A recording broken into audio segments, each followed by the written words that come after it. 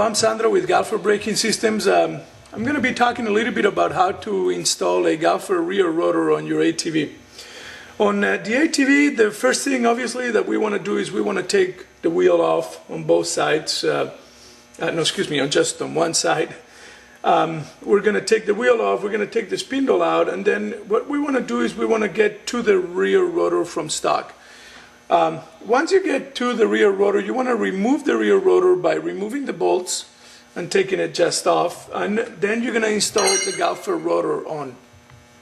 The Galfer rotor will reuse your stock bolts, and your stock bolts are probably going to need some Loctite. Look on your manual to see what the Loctite is and the torque specification for those bolts.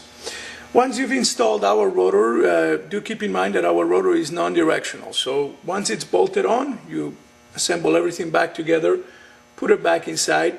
If you have any difficulties with the caliper brake pads having been pushed too much inside because of the pistons or the new thickness on the new rotor, you want to get a screwdriver and simply push inside of the caliper a little bit until you push the pistons in and remove the brake pad or move the brake pad back again towards the inside, and you'll be able to slide the caliper back inside. So again, we're going to remove the wheel, we're going to remove the stock rotor, we're going to reuse the bolts that come from the stock system.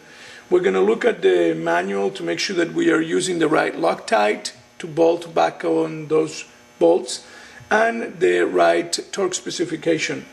We're going to remove the caliper, and then we're going to drop the caliper back inside, and if we have any difficulties, we're going to prime and push the pistons out of the caliper way so that you get the right cavity between the rotor.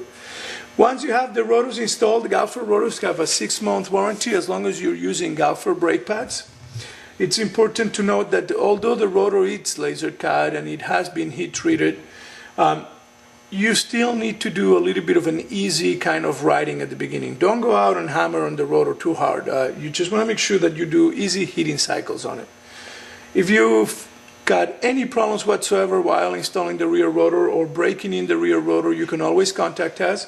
You can do so by going onto our website or just call us up. Thank you.